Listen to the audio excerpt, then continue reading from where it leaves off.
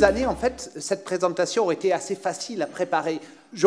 Sur la plupart des indicateurs clés d'internationalisation, le nombre total, le pourcentage d'étudiants internationaux, d'enseignants, chercheurs internationaux, les financements européens, les classements, le nombre de cours enseignés en anglais, les universités britanniques sont évidemment loin devant leur homologue française. Et j'aurais eu un message très simple, c'était « Soyez donc plus comme nous ». Voilà, j'aurais construit la présentation autour de ce message. Le problème, c'est que sur la dernière année, cet avantage comparatif des universités britanniques est en train de s'effondrer. Il s'effondre sur beaucoup de paramètres. Ça, c'est la part de marché dans les projets Horizon 2020 sur la dernière année comparée aux 3 premières années d'Horizon 2020. Donc, il y a eu presque pour plus de 3% de perte de part de marché, ce qui est absolument énorme.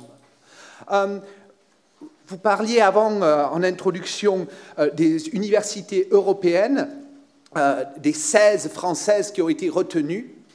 Il y en a aussi 15 allemandes, beaucoup d'italiennes, d'espagnoles. Il y a 3 universités britanniques qui sont membres de réseaux européens, d'universités européennes. Évidemment, ces résultats, on peut avoir avec les universités elles-mêmes et peut avoir avec le temps qu'il fait. Ce n'est pas leur faute, mais ces résultats sont assez fascinants. Officiellement, rien n'a changé. Mon passeport britannique reste valable. Je ne sais pas pour combien de temps. Mais en pratique, les évaluateurs, inconsciemment, ont intégré le fait que le Royaume-Uni va sortir.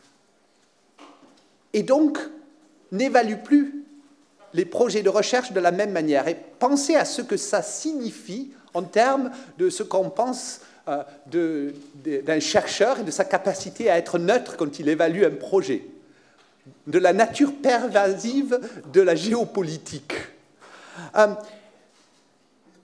On parlait des universités européennes, Gilles mentionnait la déclaration de la CPU, la HRK allemande a fait une déclaration similaire en faveur des universités britanniques.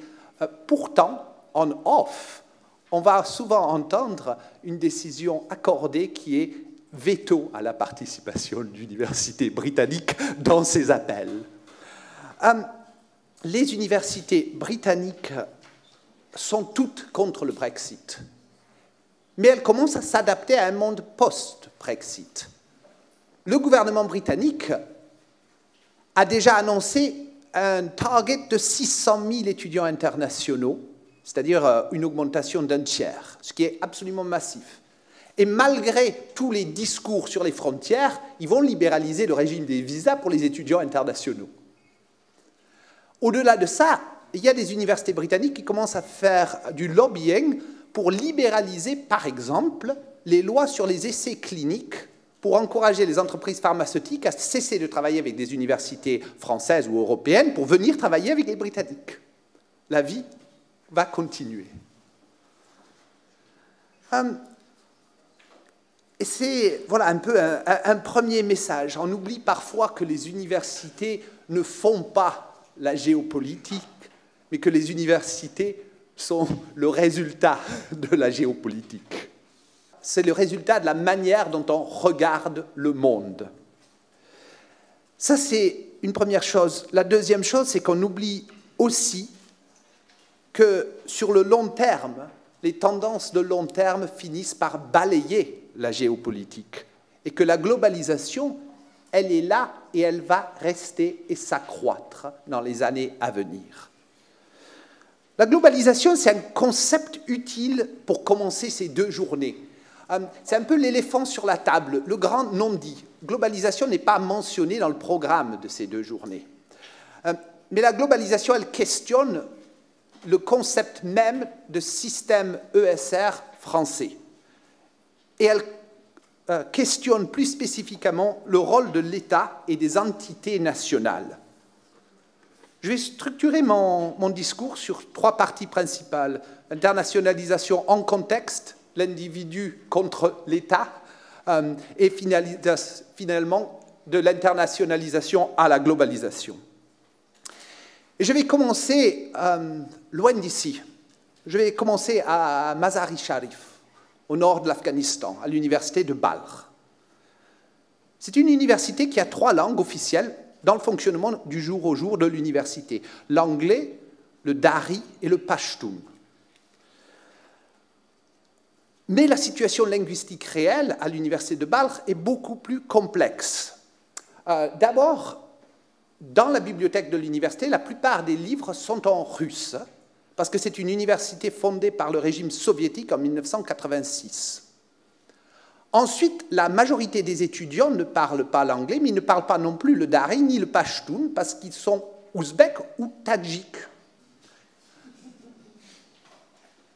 Bien entendu, certains défendent l'idée que l'arabe devrait être présent parce que l'université forme partie du monde islamique, mais la langue en croissance plus rapide sur le campus, c'est le chinois, parce qu'il y a un investissement massif chinois et il y a un centre Confucius qui va ouvrir bientôt sur l'université de Balkh. Alors, pour revenir dans un contexte français, l'université de Balkh vient d'obtenir l'autonomie financière. On est dans un contexte de loi LRU, mais plus avancé, dans une étape d'autonomisation plus forte, en fait, que dans le contexte français. Elle a obtenu ça. Un des objectifs principaux, c'est d'essayer d'attirer des enseignants-chercheurs qui ont eu une formation à l'international, pour internationaliser l'université et améliorer la qualité de la formation. Aujourd'hui, beaucoup d'étudiants afghans partent à l'international, et notamment dans des pays comme le Kyrgyzstan, les universités publiques ont une politique agressive d'internationalisation, notamment dans des champs comme la médecine, pour attirer des étudiants afghans et d'autres pays similaires d'Asie centrale. Bien sûr, c'est une université qui a aussi des accords nombreux avec des universités de par le monde, Notre-Dame aux États-Unis, Bochum en Allemagne, des universités thaïlandaises et d'autres. Malgré le fait qu'elle est située dans un des pays les plus pauvres et les plus en conflit du monde, l'université de Balkh est internationale de manière très profonde. Mais qu'est-ce que ça veut dire que d'être international? Ici, on va souvent parler de classement. L'université de Balkh apparaît dans un seul classement international, c'est dans Webometrics. Elle est 21 224e au monde, selon Webometrics. Être international, ça ne veut pas forcément dire être bien connu, ça ne veut pas forcément dire être super performant en recherche. Ça peut vouloir dire des choses très différentes. Je vais prendre un indicateur, un exemple très différent. Là, on est dans le contexte britannique. Ce sont les universités qui ont le pourcentage d'étudiants au niveau graduate, donc master et thèse, le plus élevé. Quand on dit des étudiants master-thèse dans des universités britanniques, on va tout de suite penser Oxford, Cambridge, peut-être Manchester, Edinburgh, le Russell Group. Ça, c'est la liste des 10 premières en termes de pourcentage. Cardiff Metropolitan, Coventry, vous avez la LSE, oui. Sunderland, University College Birmingham, Bedfordshire, Sheffield. La plupart d'entre elles, en fait, une bonne partie d'entre elles, la moitié, ne sont pas classées dans Shanghai. Et je suis sûr qu'il y en a certaines dont vous n'avez même pas entendu parler. L'internationalisation veut dire des choses très différentes dépendant de quelle université on est. Elle veut dire des choses très différentes en Afghanistan et au Royaume-Uni, mais plus important, beaucoup plus important, elle veut dire des choses très différentes d'une université à une autre université. Si vous allez à Boston, le MIT et Bunker Hill Community College sont à quelques minutes à pied, 10 minutes à pied, l'un de l'autre. Les deux ont des stratégies d'internationalisation, mais leurs stratégies d'internationalisation sont tout aussi différentes que la différence entre la vôtre et celle de Balkh University en Afghanistan. Bien sûr, tout le monde regarde la stratégie du MIT, mais dans beaucoup de cas, ce serait plus intéressant de regarder celle de Bunker Hill Community College. Alors, je vais juste aller un tout petit peu plus dans le détail. Quand on va regarder l'internationalisation, on va regarder des indicateurs, on va regarder des sujets, on va regarder des thèmes. Je parlais de pourcentage d'étudiants graduates internationaux. J'aurais pu parler d'enseignants-chercheurs. Là, c'est avec une université avec laquelle on travaille en ce moment sur ces questions, voilà, on a identifié 4 grands thèmes. Ces thèmes semblent très génériques. Brands, talent attraction and networks, business model and funding, cultural openness. On peut dire, c'est valable pour tout le monde. Mais ce qui est important, c'est qu'est-ce qu'on va dire derrière chacun de ces termes. Je vais juste en prendre un. Comment est-ce qu'on attire les meilleurs étudiants dans ce cas-là? Et comment on les attire va changer d'un pays à l'autre. Donc prenons l'exemple de la Chine. Sur la Chine, la question va être, est-ce qu'on utilise le Gaokao, les résultats au Gaokao, à l'examen d'entrée à l'université chinoise, pour décider des étudiants chinois qu'on accepte dans notre université? Cambridge, par exemple, eux, ils ont choisi d'accepter le Gaokao. Ils disent « It's regarded as suitable preparation for Cambridge. Successful applicants will usually have scores in the top 0.1% of those taking Gaokao. » Donc, le top 0,1%. Ça veut dire que Cambridge est en compétition avec les universités du C9, les universités de recherche chinoises, pour l'attraction des meilleurs étudiants chinois. Ils ont un niveau de requirement, d'exigence légèrement moindre que celui de Tsinghua, qui ne recrute que le top 0,05% des étudiants chinois au Gaokao. L'internationalisation est contextuelle. Elle dépend du pays, de l'université, elle dépend du thème. Elle veut dire des choses très différentes quand on parle d'un sujet à un autre. Il y a des milliers de listes d'indicateurs, de sujets à regarder en termes d'internationalisation. Ça, c'est un préparé par le Center for Higher Education, qui est un think tank excellent, allemand. Et je vous dis juste de regarder la liste à puce, les numéros sur la liste à puce. Vous pouvez imaginer la longueur de la liste d'indicateurs produite par ce think tank pour penser à l'internationalisation en regardant ces 2.1.1.2.7. L'internationalisation n'est pas une simple activité, ni l'addition de nombreuses activités. C'est un processus qui affecte l'ensemble de ce que l'université fait. Et pris ensemble, ce processus définit une stratégie. Et la stratégie est profondément géopolitique. La tâche du président d'université, c'est d'essayer de faire du sens de tous ces éléments, de tous ces indicateurs, de les intégrer et de s'assurer que cette stratégie est pleinement alignée avec celle de l'université, avec là où elle souhaite porter son université. Imaginez un moment que vous êtes Mokamel Al-Kozai, c'est le chancelier de l'université de Balkh. Je vais juste prendre un exemple du type de problème qu'il a à se poser. Je vais parler de langue, puisque j'en parlais avant, je vais parler de langue d'enseignement, pas de langue de recherche, ni de langue de l'administration, qui sont encore des problèmes différents. Est-ce que vous allez promouvoir le tadjik ou l'ouzbek, parce que c'est des langues dominantes sur le campus parlées par les étudiants? Est-ce que vous allez plutôt aller vers l'ouzbek, parce que l'Ouzbékistan est prêt à vous donner des livres de texte en ouzbek? Est-ce qu'au contraire, vous allez promouvoir le dari et pashtun, parce que c'est les langues officielles et c'est des langues clés pour la création d'une identité nationale afghane? Ou au contraire, est-ce que vous n'allez pas les promouvoir parce qu'elles sont perçues comme des langues coloniales, et le pashtun, par exemple, est associé chez la population locale aux talibans?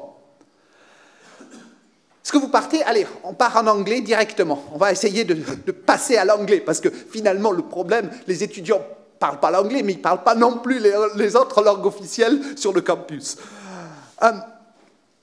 Est-ce que vous retournez au russe, qui reste la lingua franca d'Asie centrale, et au nord d'Afghanistan, vous êtes en Asie centrale? Ou est-ce que vous regardez vers le chinois, qui est une langue de futur, et vous avez des financements importants chinois prêts à aider au développement du chinois? Bien sûr, vous aurez des réponses différentes pour chaque faculté, pour chaque niveau de formation.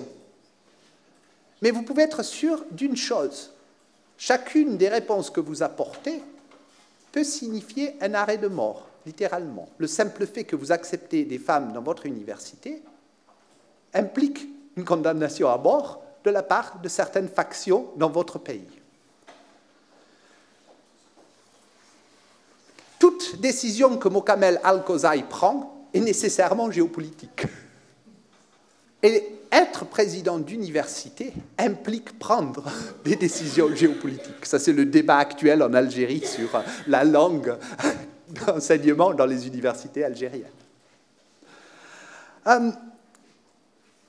Voilà, 3 petits messages. L'internationalisation est contextuelle. Elle veut dire des choses différentes pour chaque action. Elle est différente pour chaque université. L'internationalisation est géopolitique. C'est un processus qui affecte l'université dans son ensemble et qui dépend d'une vision géopolitique. Et la globalisation de l'ESR, c'est une réalité. J'étais à l'université de Balkh. Elle est exactement à mi-chemin entre Paris et Shanghai. Les classements de Shanghai sont souvent utilisés pour illustrer la globalisation. Les classements de Shanghai sont la conséquence, pas la cause. La cause est bien plus profonde et elle est individuelle. Quand Ying Chen crée le classement, il ne pense pas créer une référence. Il répond simplement à une question pratique de son président qui dit « C'est parfait, je sais que je peux envoyer mes étudiants faire leur thèse ou leur postdoc à Harvard ou à Oxford, mais est-ce que je les envoie à Lille? Est-ce que je les envoie à la Pompeu Fabra? Que valent ces universités ?» Les classements servent de contrepoint à l'asymétrie de l'information. Alors, ils renforcent un processus d'intégration globale. Et ce processus, porte à... Voilà. Le processus d'intégration, mais c'est très bien, c'est les petits signes, il porte à un effondrement des systèmes nationaux. Parce que ces systèmes nationaux ne sont plus des points de référence pour les individus. C'est un processus qui s'est passé dans toutes les industries au cours du XXe siècle, même les plus nationaux comme le système légal, où vous avez le débarquement des cabinets d'avocats en France à la fin des années 90, début des années 2000. Vous avez des articles magnifiques qui le décrivent.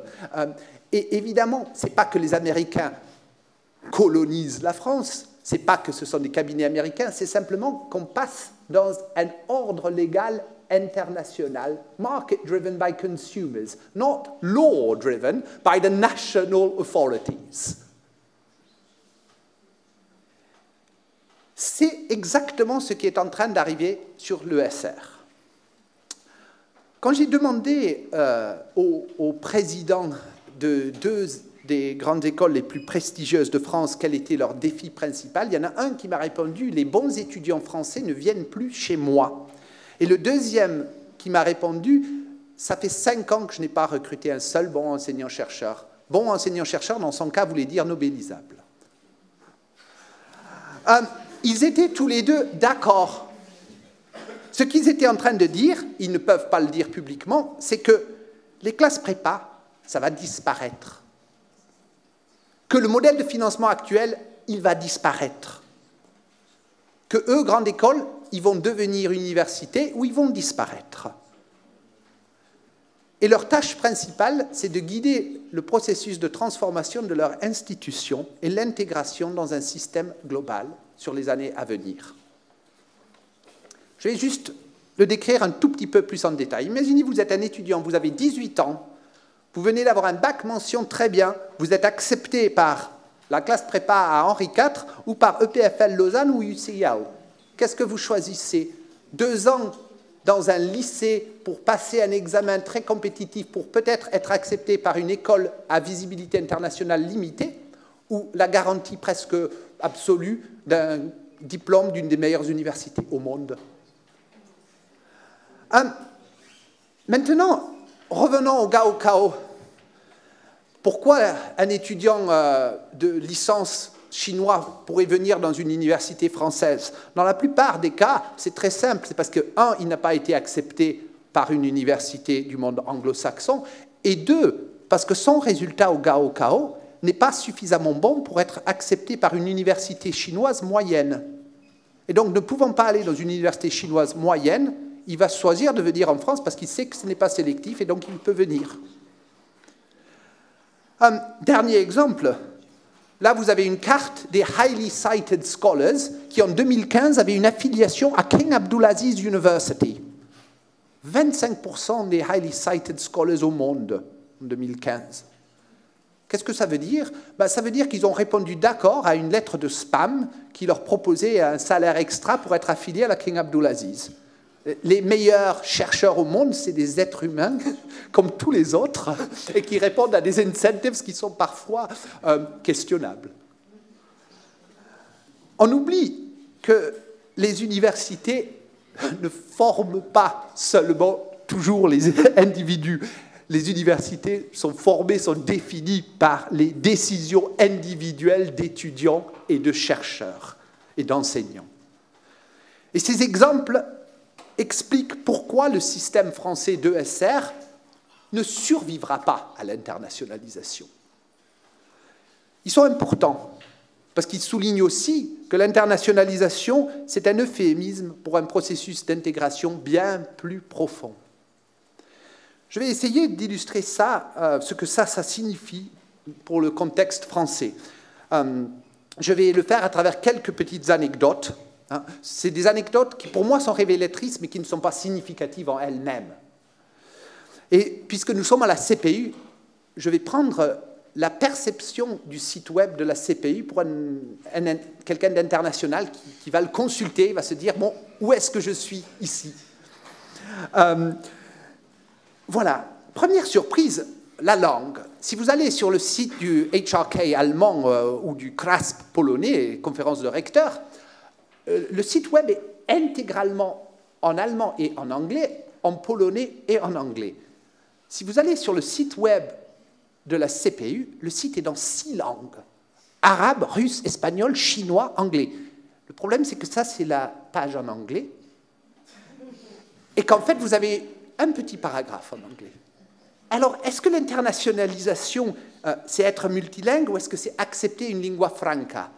J'adore ce texte d'Alembert qui, au début du XVIIIe, écrit « Les savants ont cru qu'ils écriraient encore mieux dans leur langue.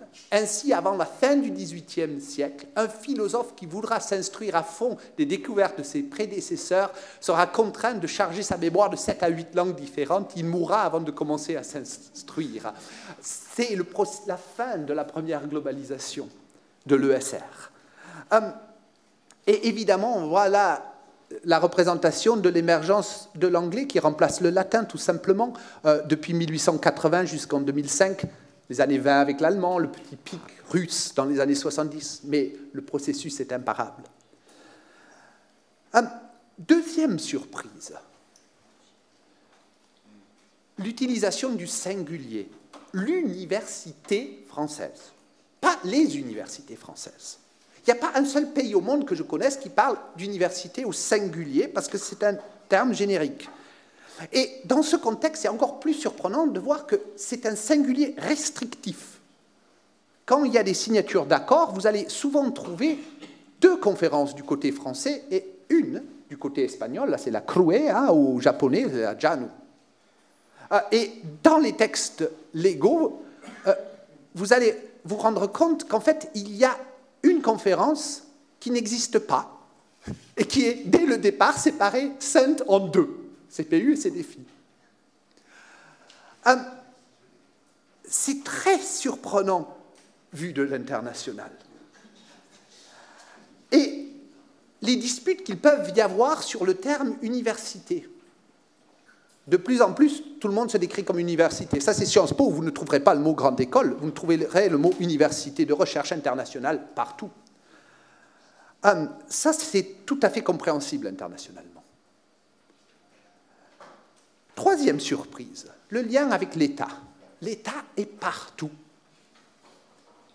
L'internationalisation est une mission donnée par l'État. Il faut renforcer la position des universités, de l'université française, au singulier, en Europe. Il faut insérer le système français dans le système international. Ce pouvoir, cette importance de l'État est un écho de la faiblesse des universités. Elle est illustrée par des détails. sur la description de la création de l'université française, vous écrivez que, créée à partir du XIIIe siècle, l'université dans sa forme actuelle date de 1808, ce qui est incroyable. 1808, c'est le moment où Napoléon enterre définitivement les universités en créant un super ministère qui s'appelle Université impériale au singulier, qui regroupe tout. C'est la mort de l'université. Beaucoup plus important, ça ce n'est pas une anecdote. Quand vous allez à la Maison française d'Oxford, et cet été vous avez une signature d'un accord, la Maison française d'Oxford, c'est Oxford University qui signe d'un côté, et de l'autre, vous avez l'Université de Paris, pas l'Université de Paris, la vraie, celle qui existe aujourd'hui, la fusion de Descartes et Diderot, mais la chancellerie des universités, rectorat représentant l'État. Vous avez le CNRS, qui est un organisme national de recherche, et vous avez le ministère des Affaires étrangères. Alors évidemment, Oxford University, ils finissent par écrire, on renforce les liens avec les chercheurs français. Mais nous, on est une université. Et ça, c'est une... Vous en parliez en termes d'autonomie. Vous connaissez tous le European Scorecard en autonomie, où la France est bien sûr le pays où les universités sont le moins autonomes. Et ça, c'est un indicateur spécifique sur l'internationalisation. La France, pour prendre un exemple, c'est le seul pays d'Europe où il n'est pas possible de délivrer un diplôme officiel dans une autre langue qui ne soit la langue nationale. Voilà. L'internationalisation, elle est définie par des individus qui pensent de manière globale. Les idiosyncrasies, soit elles deviennent globales, soit elles meurent. La question qu'on peut se poser, c'est est-ce que les idiosyncrasies du système français peuvent survivre dans un système global? Non, c'est est-ce qu'elles seront adaptées par le système global? Le système global, ESR, il a quelques règles très simples. Il y en a d'autres, mais j'en ai listé 3. L'anglais, c'est la lingua franca. Les universités individuelles sont les acteurs clés. C'est les universités. Et le point de référence est global, il n'est pas national. Et le système français d'ESR n'est pas compétitif. Et là, je vais juste faire un petit interlude. Je vais dire que l'internationalisation, c'est une illustration d'un problème bien plus profond.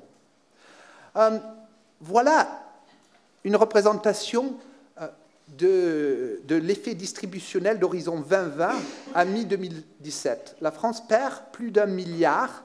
La France et l'Allemagne, je vais y revenir, perdent plus d'1 milliard d'euros sur Horizon 2020. Voilà le rang, c'est le pourcentage de publications dans le top 10% le plus cité au monde. C'est les 10 universités françaises les plus performantes. Le rang a descendu depuis 2010 à 2019, le rang moyen des 10 premières, du 112e à 139e.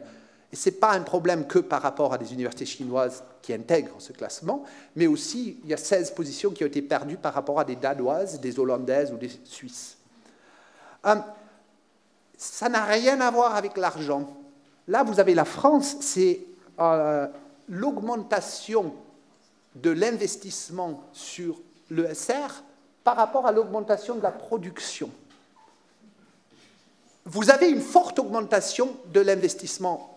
Vous n'avez pas d'augmentation de la production.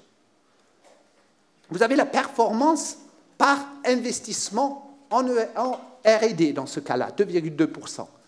Sous-performez sur tout indicateur important, que ce soit Intellectual Assets ou Citation Index. Et celui-là, c'est peut-être celui que je préfère. Alors, il est un peu complexe, mais je vous l'explique. En bleu, vous avez la probabilité qu'une publication d'un chercheur lauréat d'une ERC soit dans le 10% le plus cité si il décide de travailler dans une institution française, allemande, italienne ou espagnole avec son ERC. Et s'il prend la décision, et il a le droit, de travailler dans une institution britannique, hollandaise et suisse, vous avez le pourcentage en rouge qui est assez similaire à celui du MIT.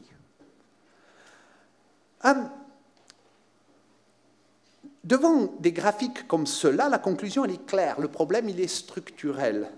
Il n'est pas financier. Et il ne peut être résolu qu'en réformant le système, ou plus précisément, on parle d'internationalisation, on parle de globalisation. Il ne peut être résolu qu'en intégrant vraiment chaque institution française individuelle dans un système global d'ESR qui existe. En d'autres termes, en devenant international. Alors, qu'est-ce que ça veut dire, ça? Premier point, l'internationalisation, le terme même implique l'utilisation d'un point de référence qui est l'État.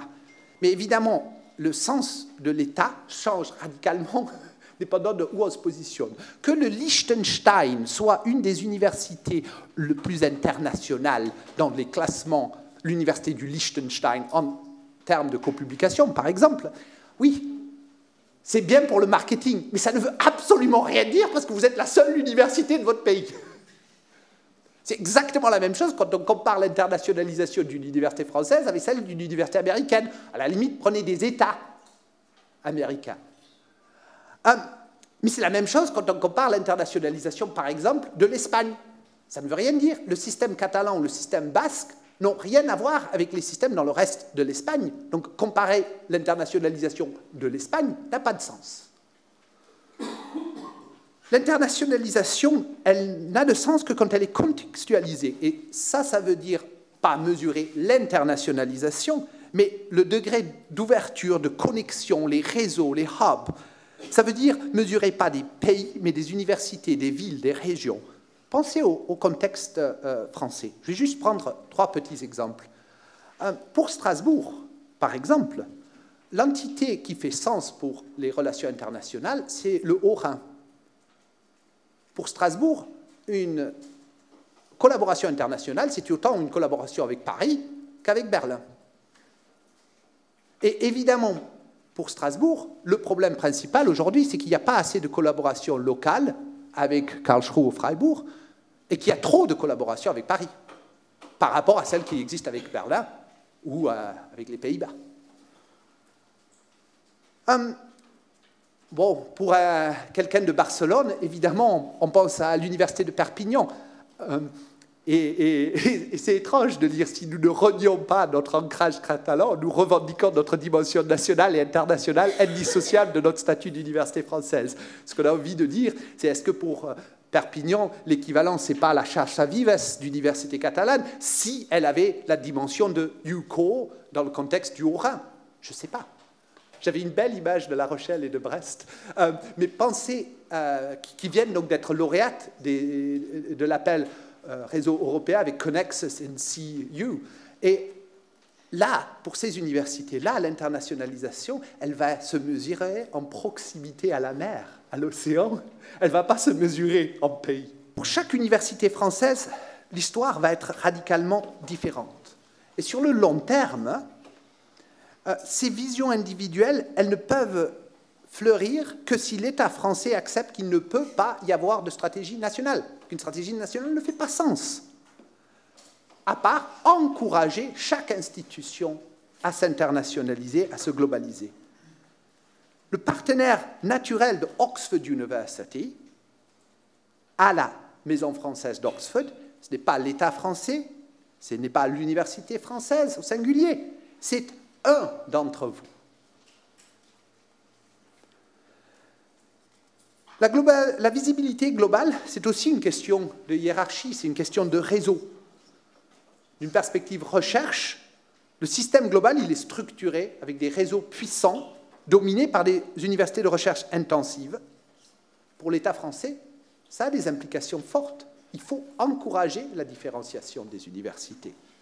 Et il faut les aider à se hiérarchiser, à augmenter leur connexion entre elles et à augmenter leur intégration dans le système global. Il faut aussi accepter que ce système global existe. J'avais un exemple qui était U7. U7, on pense à créer U7, qui a été créé par le gouvernement, et beaucoup d'entre vous, je pense, sont membres, qui est une alliance d'universités internationales. Mais l'alliance importante, elle existe déjà. C'est par exemple le Global University Forum, University Leaders Forum, qui se réunit chaque année à Davos, et dans lequel vous allez avoir les présidents des principales universités, mais dans lequel vous n'allez pas aujourd'hui avoir une université française représentée. Et ces universités, elles vont dire « We have a bigger impact on the inventions driving global economic growth than the world's major industrialized nations. » Leur rôle, c'est d'être plus important en tant que réseau que les États.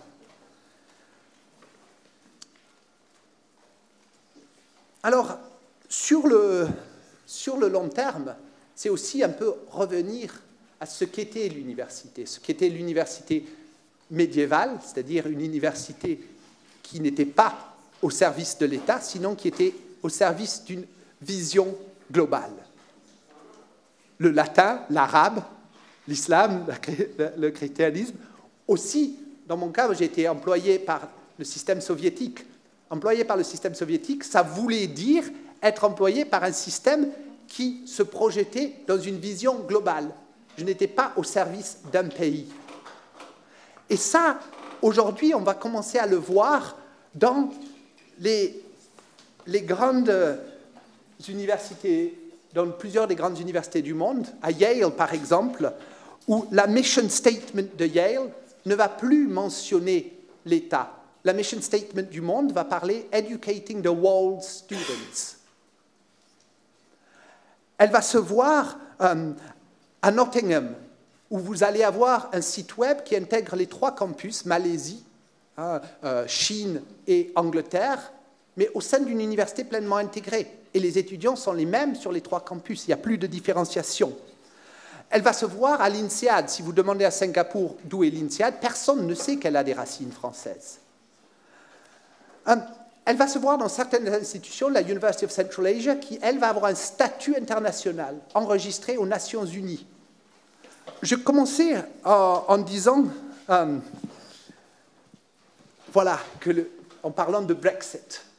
Aujourd'hui, le Brexit est tragique, et le Brexit est aussi profondément géopolitique. L'État britannique et les journaux britanniques accusent les universités britanniques de faire de la géopolitique. Elles parlent d'universités brainwashed by the European ideal.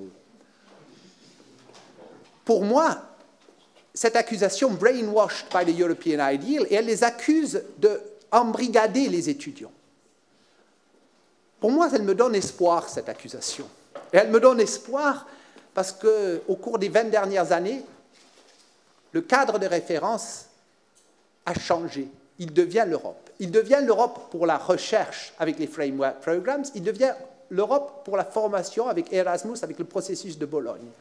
Maintenant, je pense, avec l'appel des universités européennes, qu'on assiste à un changement encore plus important. C'est le changement institutionnel. C'est-à-dire qu'on va glisser vers un modèle d'université européenne au niveau institutionnel. Et la Commission, elle est explicite. Elle propose à ces alliances d'étudier la création d'un diplôme européen, d'un statut d'employé européen. Elle propose en fait de casser le lien des universités avec l'État et de le reconstruire au niveau de l'Europe. Et vu la diversité de l'Europe, faire ça, ça veut dire en fait proposer aux universités de devenir globales. Ce n'est pas l'appel qui est important, c'est ce que l'appel implique. Et quand je disais au début que les universités ne font pas la géopolitique, qu'elles ne sont pas des acteurs, j'aime penser que j'ai tort ou que je vais avoir tort et que dans les années à venir, elles vont faire de la géopolitique au sens noble du terme.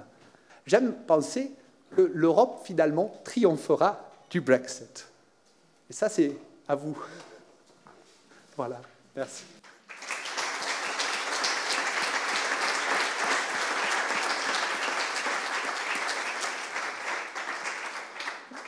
Alors, le temps d'affûter vos questions, je prends la question qu'on a reçue qui est directement dans la continuité de ta conclusion. C'est finalement, quelle est la place pour l'Europe dans la globalisation? Est-ce que le niveau d'intervention et de la stratégie est immédiatement international ou est-ce qu'il y a un niveau européen? Je pense que la question principale au niveau de l'Europe, c'est que pour l'instant, l'Europe, elle commence à exister pour la recherche, elle commence à exister pour la formation, elle n'existe pas justement pour l'institutionnel. Et ça, en tant que président d'université, vous savez que c'est fondamental. Les RH, pour ne prendre qu'un seul exemple.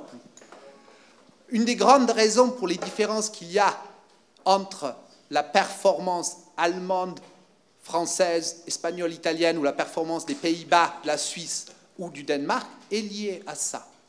Et donc je pense que le niveau européen est clé parce que c'est celui qui permettra l'intégration dans un système global. Les Pays-Bas, le Danemark sont global dans leur fonctionnement. Ils sont dans un système qui fonctionne au niveau international, qui est immédiatement lisible pour un Chinois ou pour un Américain. Ce n'est pas le cas en France ni en Allemagne. Ok. Est-ce qu'il y a d'autres des questions à main levée?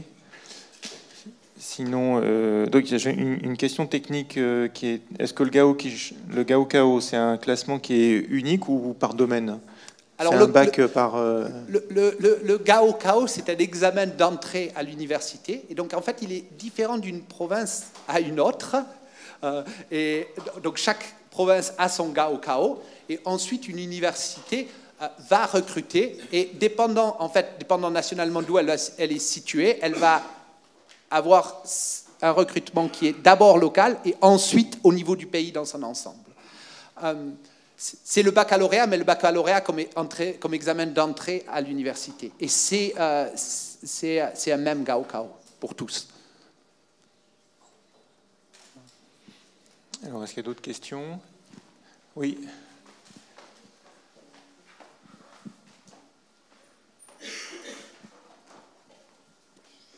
Oui, Sébastien, j'avais une question à te poser. Jean-François Huchet, je suis président de l'INALCO à Paris. En fait, la question est quand même celle d'une greffe de ce qu'on peut faire sur un système que tu as décrit très profondément marqué en France. Et quand on fait une greffe, on ne peut pas véritablement faire une greffe avec un système qui est totalement étranger on doit partir de l'existant. Et donc, comment tu vois justement cette possibilité de faire quelque chose qui est possible à partir de l'existant en France, et en sachant qu'on a des voies très différenciées, comme tu l'as expliqué, pour arriver à une internationalisation. Parce que si on plaque un certain nombre de modèles qui existent de l'étranger, on risque très certainement de rencontrer un certain nombre de problèmes, et d'autres pays ont effectivement rencontré un certain nombre de problèmes. Tu as cité un certain nombre d'exemples.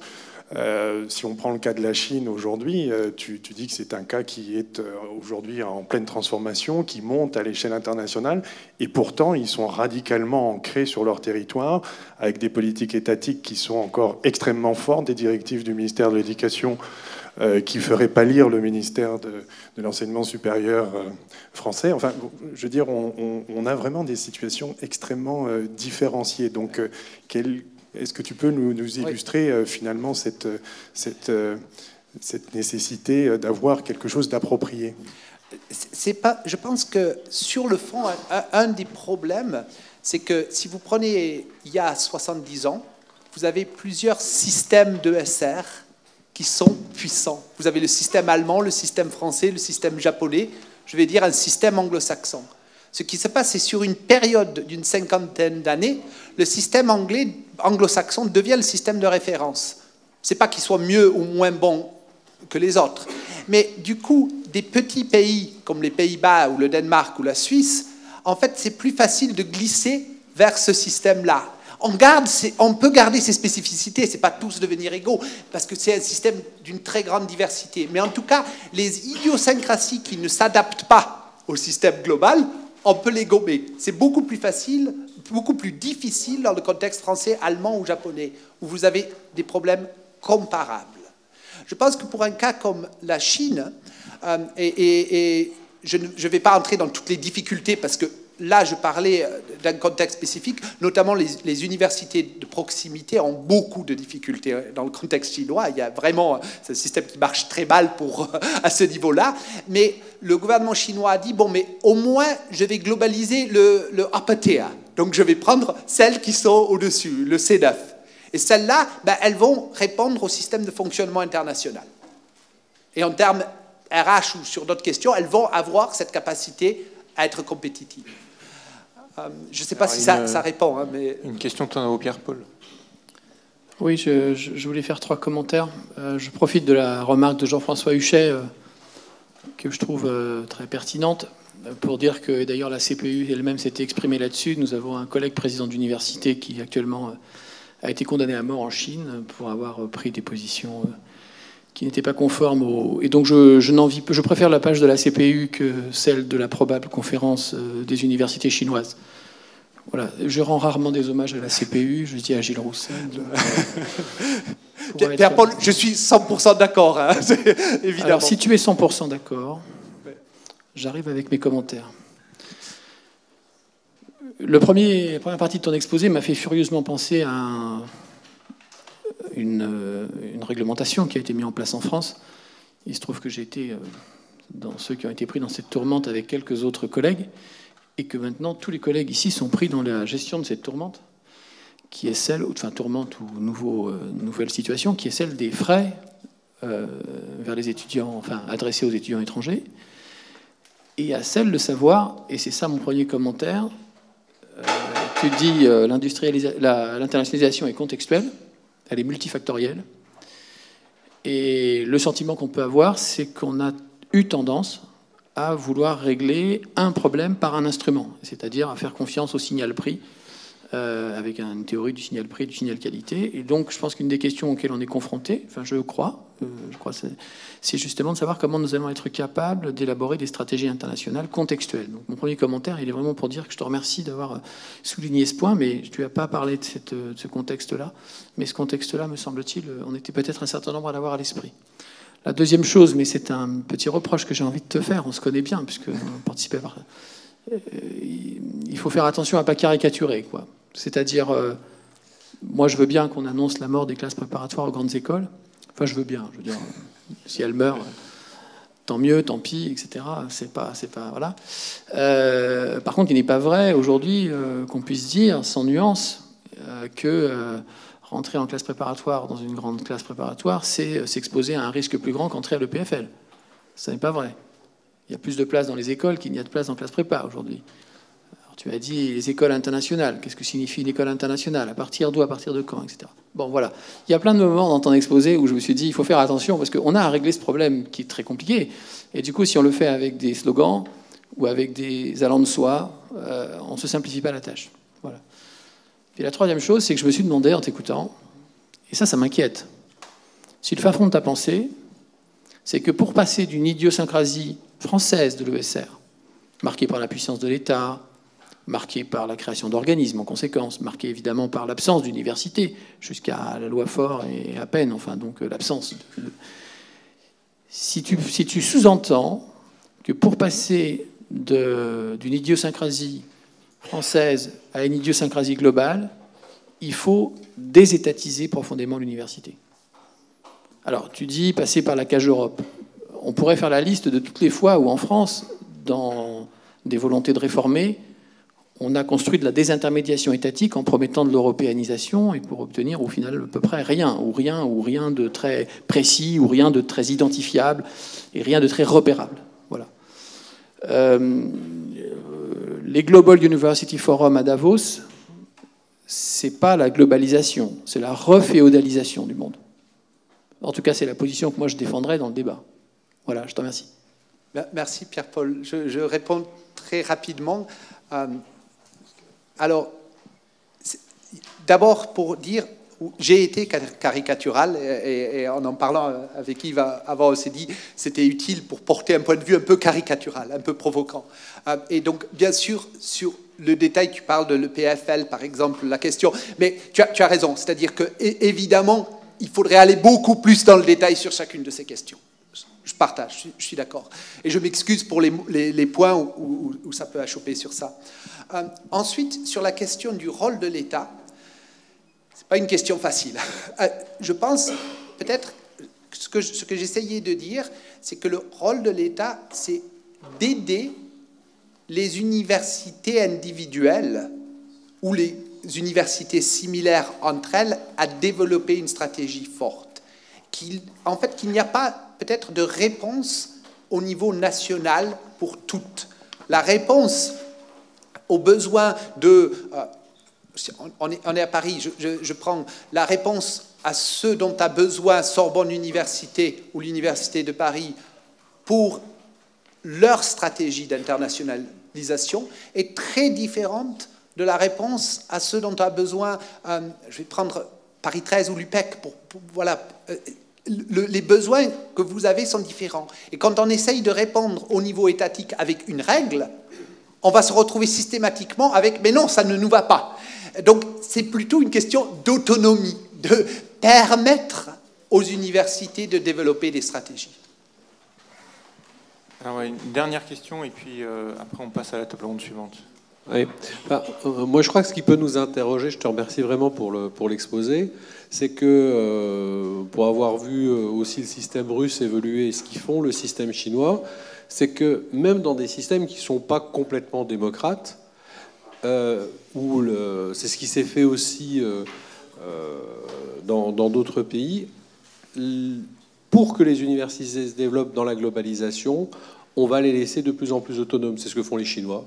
C'est ce que veut faire le 5200 russe, mais avec vraiment des choses qui sont, elles sont en rupture par rapport aux autres règles des universités russes.